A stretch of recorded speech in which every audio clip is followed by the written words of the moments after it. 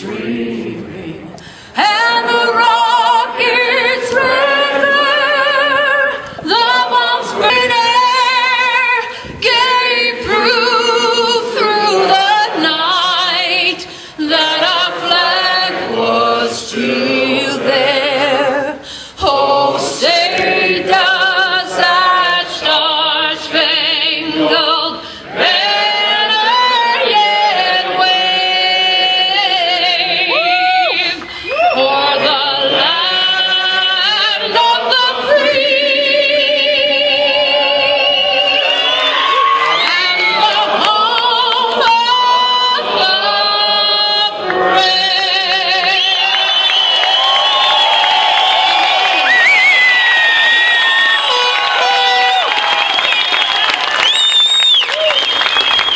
I've listened to a bunch of great leaders, dedicated Americans and Californians who decided that they had to do more than complain, to stand up and fight for what they believe in, your rights and many other things that you believe in.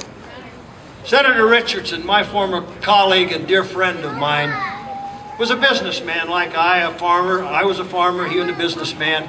He decided he had to do more, and so he got elected to the legislature, and he came here. And he found out that he needed to do more. So he founded Gun Owners of California, a formidable organization among many who fight on our behalf. I moseyed down here this morning for a little ranch up in Tehama County because I want to be a voice with and for you. Thank you.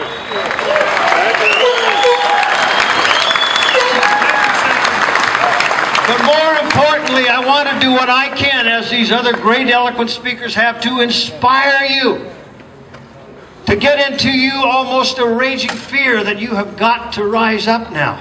Let me allow you the context. In this building, very often in debate, I observe, because there are so many bills that affect these areas, I say, you know, it's strange in this institution that so many bills address these areas. You seem to think that God and guns and charter schools are our enemies because you introduce all these bills to hurt them. Why?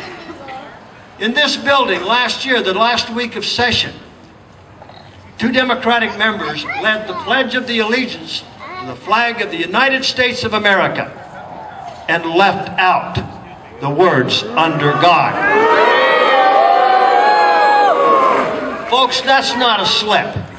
That's purposeful. And another context to our battle right now for these bills that are coming on here. There has never been for all of us a more perilous time to live in California. There has never been a more perilous time for our law enforcement professionals to do their duties. Why? Because this legislature willfully and knowingly have voted again and again to release tens of thousands of unrehabilitated felons into our communities, some of whom I can guarantee you within 2 miles of where we stand is doing a crime right now or preparing to. And folks, I speak with authority. For 15 years I was the chairman of the California Board of Prison Terms. I've seen everything from the first-time parole violator to hundreds of death row inmates. I've looked them in the eye, and in the eye I've seen into the hearts, into evil. And I know they are not deterred from doing their heinous crimes. Oh no. And this realignment that I've spoken to, there's a very important aspect of it I'd ask you to speak out about as you're talking about the gun control issue. And why? The people who do these heinous crimes are mentally ill. Realignment, the wonderful idea to reduce our prisons, has unleashed in our community over the last several years, even predating the realignment, but the release of individuals, mentally disordered offenders, psychiatric cases, individuals who are in need of treatment, not available in the community, should be incarcerated in treatment. They are just being released into our community, wholesale, in the tens of thousands. These are the ones who get the guns and do the really bad things. If these people here care about us being safe as a society, then we should not be letting mentally ill individuals willfully into our communities.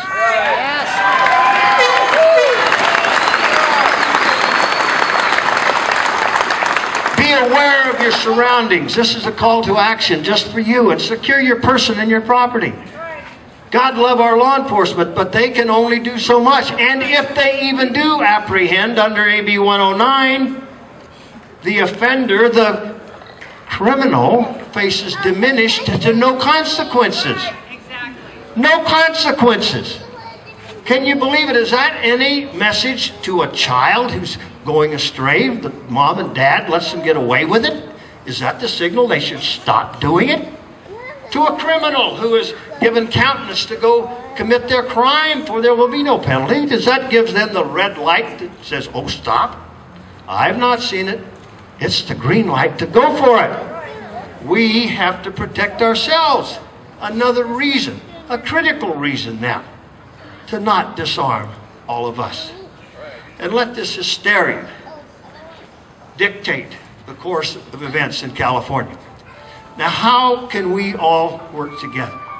Look at this marvelous crowd, and you've come a long ways, even San Diego, my goodness.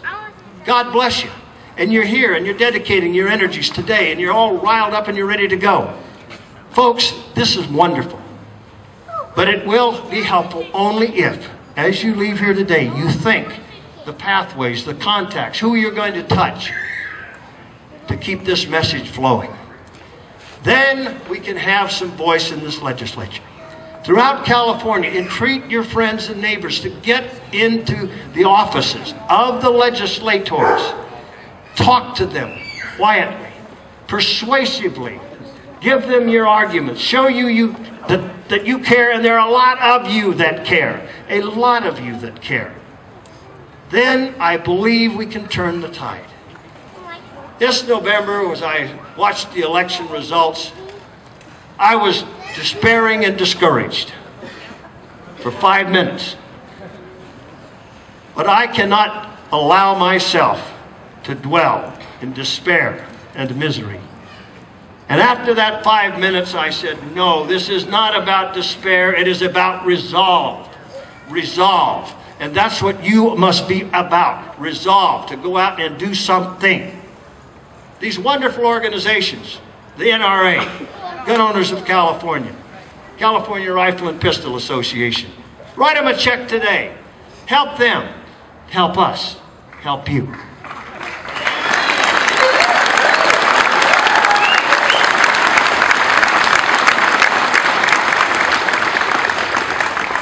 You know, I kind of have a little vision thing that when there's this critical point of a decision, I think of Colonel Travis at the Alamo.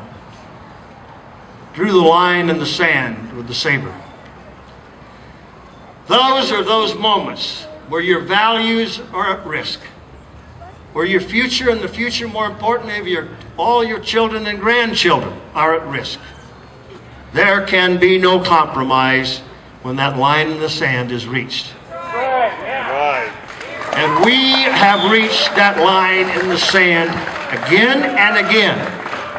But now I fear that line in the sand is deeper. And in that building we're marginally weaker. But that must not deter us. You are strong. You are leaders. And I want to tell you something else that just so offends me, even from the mouth of our president. Those who will look at us and look at us as a bunch of idiots, a bunch of kooks, a bunch of rednecks, a bunch of country folk, a bunch of ill-educated human beings.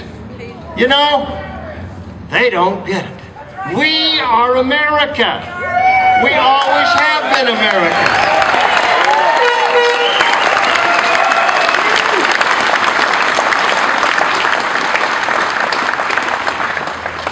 And we have to take back America.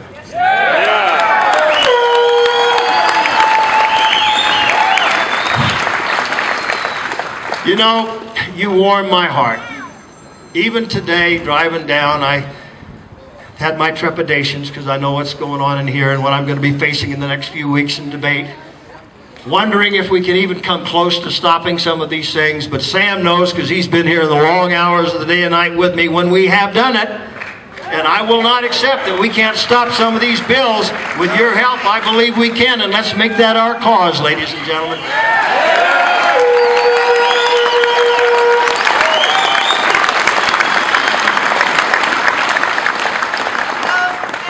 And if you need anything to inspire you, I've been looking at these scouts here just this morning. This young lady right here sitting before us. They're what this is all about. You know, we have our lives. I scared her off, but I'm going to let her introduce the young lady.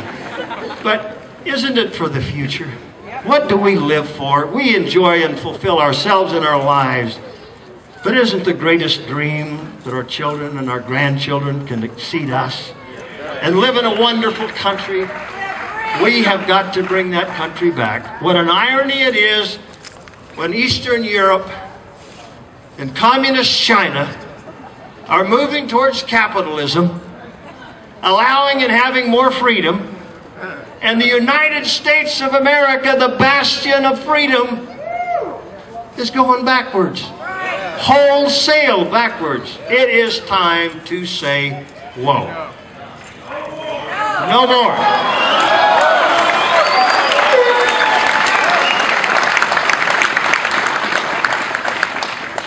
No mas. No mas. Let that be our calling. I want to close with a little poetry sort of thing that I usually talk to kids about, kind of closing my remarks to them. It's an inspiring verse out of Shakespeare's Julius Caesar. It's very applicable to now and what we're dealing with this very day. Cassius and Brutus are talking about how they're going to deal with the invading army. And Cassius advises that they should take a defensive posture, let the enemy attack, and then they will counterattack. And Brutus says no. In Shakespeare's words, he says, "There is a tide in the affairs of men, which if taken at the flood leads to fortune. Omitted, all the voyage of their lives shall be bound in the shallows and the miseries." It is our time, ladies and gentlemen, now more than ever in our lives, to take life at the flood. Do not allow ourselves to be bound in the shallows and the miseries and accept that which some people will foist upon us. Fight back, stand up. God love you. Let's go forward and win. Thank you.